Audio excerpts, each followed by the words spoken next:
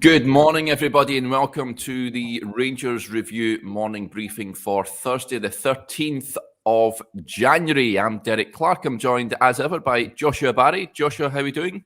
Great to be with you, Derek. I'll be more enthusiastic than yesterday because my tone didn't carry well, so I'm delighted to be here. Yeah, and you're just telling me off air you just had some dog trouble this morning. I did have dog trouble. I took my dog out extra early. I thought, get into the virtual home office a little bit earlier today, doing some Cedric Itten work, and as I said to you, Derek, he brought home an unwitting smell. So he needed a break. But that's all behind us. I'm here. He's happy, and we have a clean dog in the house. So fantastic. What more can you ask for? Exactly. Excellent news. Okay, folks, thanks to everyone, if you haven't already done so, for those subscribing to our YouTube channel. We very much appreciate it. It means that you'll never miss a video when we go live. So many of you are now subscribing. And also, we've got a fantastic offer on the website at the moment. It's free for the first month. Just head over to rangersreview.co.uk/subscribe. You get the first month free. After that, it's just £2.99 a month. So a fantastic January offer on at the moment. So, okay, let's crack on because there's loads to talk about, Joshua. None more so than the announcement yesterday. One player leaving and one player returning. Jermain Defoe's 3-year stay at Ibrox is over. He was pretty much not even a bit part player this season. We've seen him in 2 cameos at Livingston and Tannadice. His time at Ibrox is up, but I don't think you'll find that a supporter will say a bad word about him. I think he came up here. He was absolute class. He scored some vital goals. He scored some beautiful goals as well. Livingston won last season. Celtic, Aberdeen, you name it. Hearts. He scored against everybody. He was a class act both on and off the pitch, Joshua. And I think everyone would wish him well in his future career, wherever that may be. Absolutely, Derek. And as you said very eloquently yesterday on the site, it was just one of these players that was a joy to see him play at Ibrox. You know, he's a famed Premier League striker who is one of the best finishers I think England have produced in a number of years, which we were able to witness. Some of those goals, you know, the Livingston one last season, just ridiculous. I was speaking to a couple of friends yesterday about the Aberdeen goal in the 4-2 game where I think it's Ryan Jack carries it up the pitch and Tav plays the ball over to him, and the full finishes. You've got the goal away in the 3-0 win at Hibs, where he takes the ball at the sky and finishes with his left foot. And he came at a really important time, Derek, because there was a real reliance on Alfredo Morelos. Defoe, I think, actually helped with the kind of tactical evolution at that time, playing with Scott Arfield, who kind of dovetailed off him towards the end of Steven Gerrard's first season. And into the 1920 season, he was a really important player as well. And I think the captain, James Tavernier's Instagram post sums it up yesterday when you speak about his influence off the pitch. You know, he's part of that leadership group that Gerrard relied on. And he scored a goal, I think it was almost a goal every other game. And for a player who came up to Scotland at, what was he, 37, 36? Just really, really impressive. And as you say, I think all supporters will wish him well. So, yeah, it's funny to look back, and I remember his first goal was the defeat at Kilmarnock, and he scored after about 6 minutes, didn't he? Yeah. But overall, a player that was an excellent finisher. Really good to see him play for Rangers. As you said yesterday, really understood the demands and the magnitude of playing for the club, and he goes with everyone's best wishes. In saying that, I think it's the right move in terms of ins and outs, and it makes sense. Yeah, sporting director Ross Wilson commented yesterday, folks, who said that Jermain has made a significant contribution to Rangers over the last number of seasons. Even in the twilight years of his career, he has shown the expert movement and finishing ability that took him to the very top in his career. His contribution within the training centre was excellent as he became a role model for his peers, showing professionalism on a daily basis. I was particularly pleased that he leaves with a league championship winning medal. It was been a privilege to have an England international of his quality within our group, and we wish him well for the future. 32 goals in 74 appearances. He was an absolute class act, Jermain Defoe. And you've seen some of the comments, James Tavernier yesterday, thanking him for his contribution. Defoe as well posted a message on his Instagram as well. I do urge you to go and check it out. He loved his time at Rangers, and I think we wish him all the best. It was an absolute joy to see him in a light blue jersey. But as you say, Joshua, as he departs, another player returns. Cedric Itten is back at Ibrox after a loan spell in the Bundesliga with Greuther Fürth. The team themselves have had an absolute disastrous season, but he scored 2 goals in 12 appearances, and he's been recalled by Giovanni van Bronckhorst. Possibly a fresh start for him. Yeah, kind of came out of the blue. Obviously, we were speaking about this yesterday, and it seemed to accelerate really quickly, Derek. And it's an interesting one because I think Itten's always been a player that he's not necessarily the most exciting football player in terms of. I don't think I've ever seen him beat a man 1-on-1. But I think there's always been that belief that he can be quite effective. And there'll be a piece out on the website about him today, and a lot of the comments, a lot of the noise seems to be, well, will he suits this style of football better? And I think the answer is, from what we know about him, yes. I've been looking back at the Malmo game. You'll remember he led the line away in Malmo, and he did a pretty good job. He was tidy in possession, held the ball up relatively well, but all his good work was done so far away from the box. And as we all know, having watched Alfredo Morelos over the last 8 games or whatever it is, there's been a real intention, and the manager said this himself in numerous different interviews, to get him closer to the box, to maximise the time that he's spending in the penalty area.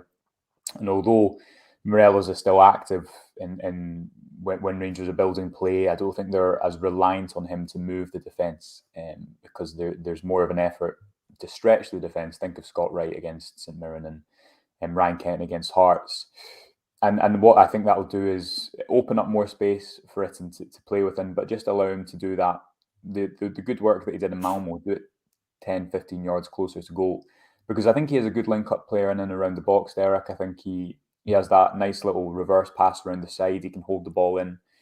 And he's also only played 4 games in the league for Rangers as a central striker, one of which was St Johnstone away, which was a dead rubber game. He was used off the right in a makeshift target man role against Kilmarnock. So he hasn't really had a chance. And if you look at how Van Bronckhorst used his forwards in his former club in Feyenoord, he does like a focal point. So it seems to make sense. Ross Wilson said yesterday that Giovanni Van Bronckhorst was aware of Itten's profile when he came into the club, as you would be. And I think it gives that a little bit more depth behind Morelos, given Ruf's injury concerns. So I think on the surface, it should work better than the deep-lying role that I think he was never suited for. I think he was kind of signed to play in a 4-3-1-2. So if you cast your mind back to the 4-1 win over Celtic last season when Rangers used a strike pairing, Sakala obviously also played in a 2-man partnership before he arrived at Ibrox. That evolution never really happened. Whereas now, perhaps he'll get his chance in a role that's more familiar. So, in a roundabout way, yes, I think it'll be more suited. I guess it depends as well if he gets his chance and takes it. Yeah, absolutely. This is an interesting comment. Top Hole gets in touch. Morning, gents. Excited to see it in playing Gio's formation. Think he'll really benefit with playing with proper wingers, and a Rebo in behind him could be massive for us in the second part of the season. He's been brought back, Joshua, I think, because Alfredo Morelos, of course, is the main man up front. If he drops out, Defoe's away. Kemar Roof is injured quite a lot of the time. It leaves Rangers pretty light up front. Would you reckon that it makes sense to bring him back just for the sake that he's a striker, he's a body back in the building?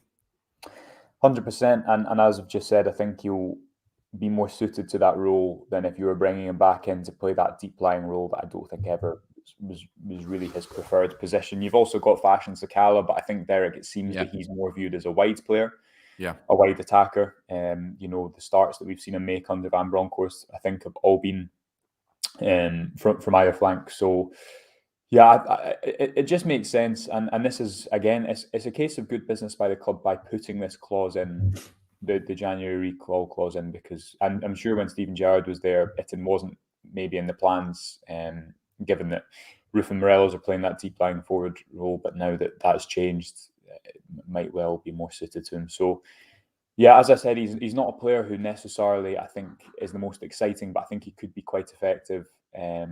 Looking at a couple of his goals he scored recently in his movement in and around the box. If he can spend more time in the box, I do think he'll score goals at this level. And he's a Swiss international, Derek. He's not. I think because he's not played much, people do forget that. This was a player that scored a lot of goals for St. Gallen before he arrived at Ibrox. So hopefully this works out better for him. You're also bringing back a popular member into the squad, someone who was there last season. So makes sense all round, and hopefully he can play more of a role this season than he did last season. And while I'm at it, I seen a hilarious tweet yesterday that said Rangers play Motherwell in what 2 Just play Sakala and Itten, and that'll be fine because they both have such a. It's funny, isn't it? Because I think Sakala 4 goals already against Motherwell. Itten was 4 goals against Motherwell last season. I'm not too sure who posted it on Twitter, but there was a very, very funny clip of guys screaming hysterically, and the boy just tweeted Sakala, the Motherwell dressing room, and realised Sakala and Ittens are facing them again. So very funny indeed. Aldo gets in touch here. Aldo, I'm not too sure about this, buddy. Is there a code for the subscription? But not letting me subscribe unless I pay. I don't doing that one just in case there is a code. I don't think there is a code.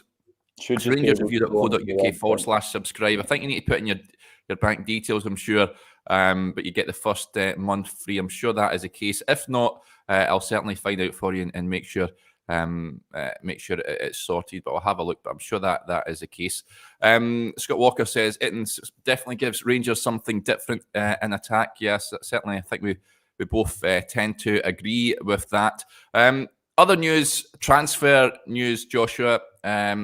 The John Souttar situation looks like it's nearing a close. Of course, what we mentioned yesterday, how Rangers were apparently on a short list of 3 clubs that he was considering as his next destination. Now, of course, he's out of contract at Tynecastle in summer. It's believed that Rangers is his preferred option, and he could be nearing a move to Ibrox. I think we've talked about John Souttar in great detail in the last few days, Joshua, but it looks like this one is nearing a conclusion, and it'll be. I think it's a positive move to bring him in now as opposed to the summer. What would you tend to agree with that?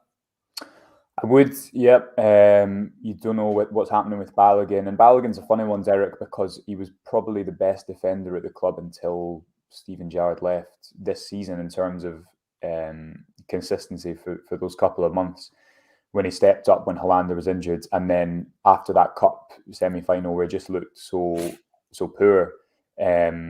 Maybe that was just, as we've discussed before, an overload of the demands put on him, and with him being out of contract in the summer and the ability to bring in someone like Souttar, who's played I think 18 of 20 games in the Premiership this season, it makes sense. And again, as you say, we've spoken about Souttar a lot, but understands the league, plays in a possession dominant team, good on the ball, Scottish international. I think room to develop. I think a lot of football to play. Seems to have got over his injury issues.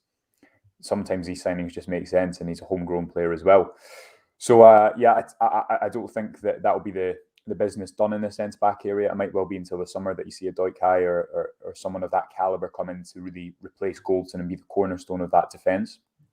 But I think Souttar is an absolute no-brainer and makes complete sense. And also to add another player into that back line, Derek, that can distribute really well and distribute over distance. I think you've seen with Goldson, although I don't think Souttar's quite as good playing those long through balls and long diagonals. He certainly can pass into the forward line, bypass the midfield, and that's a really valuable tool for Van Bronckhorst to have as well. And it gives more contingency in what's happening with the centre backs. I think it would probably mean that Balogun would be on his way, but no bad thing at all to allow a player those few months to bed in. And I'm sure if he did come in January, Derek, he'd be really, really important for the remainder of the season.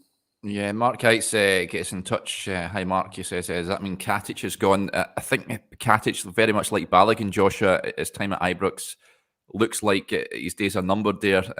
If I'm being honest, I don't see how he returns to Ibrox. I may be wrong, of course. He may come back and prove everyone wrong, but I don't think Niko Katic will be at Ibrox for much longer. Would you go along with that? Yeah, it's a difficult one because Katic, I think, it's hard to know. There was always that I guess, reservation over his ability on the ball. That will only have the responsibility that centre backs have on the ball is only increased under Giovanni Van Bronckhorst. You don't have as much help from Muir Davies and Kamara to get the ball forward at a slower pace now. There's more responsibility in those centre halves to, as I've just said, with Suter, sometimes find the front line, sometimes bypass Kamara, be brave and play into certain areas of the pitch. And Katic, I think, I don't know if he has that, and I think that'll always be not so much the stick to beat him with, because he's lots of excellent credentials and did really well for Rangers when he was here, but the demands have changed. It's a long time since Niko Katic was a central defender at Rangers. I think going back to before lockdown, aren't we? When obviously had that horrendous injury over the title-winning campaign. So he certainly seems like someone that the club have a lot of faith in, and I've wanted to help get back from this injury. And maybe he will come in and there'll be a role for him, and we could play in a back three, and therefore there's less emphasis on him getting the ball forward. But I do struggle to see how that works, given the emphasis that Van Bronckhorst has put on his centre backs being good with the ball, the signing of the likes of Sands, and the centre backs we've been linked with. So it'd be interesting to see, one to watch for the summer for sure, but I agree with you. It's hard to see how he comes in and at this stage in his career where he needs to play a lot of football, it's hard to see how he does that at Ibrox. Yeah, I wanted to pick up on this comment from Ali Quinn. It's quite topical because of a post that Fashion Sakala posted on his social media accounts yesterday. It says he really hopes that Sakala gets more game time. He could be a right good player and looks like a good team player. Yes, I agree. I'm excited to see more of him. I think he has a lot more to give, Joshua. We've seen in flashes what he can do. He's fantastic in the air, a la Fir Park in Livingston. Of course, he netted that hat-trick at Fir Park as well. He has shown in flashes he can get bums off seats. Perhaps a little bit raw with regards to his final ball. But his post yesterday tickled me when he said he's not going to cut his hair until he scores a goal. So that's hoping he's get the razor up with him at Pittodrie. But yeah, he's certainly one I'm looking forward to seeing more of in the second half of the season.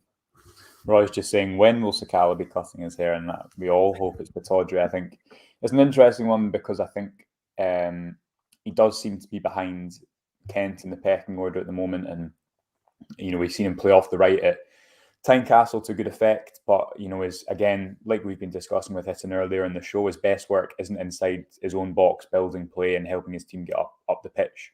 I think Dundee at home was a great example of how he can play against a deep defence when you're isolating him out wide. And we've not seen him. I don't think, to my memory, we've seen him play centrally or start centrally under Van Bronckhorst. So that might well happen. I think one thing we've learned from the new manager is that he's going to be flexible. He's going to adapt to opponents. I think he likes Sakala.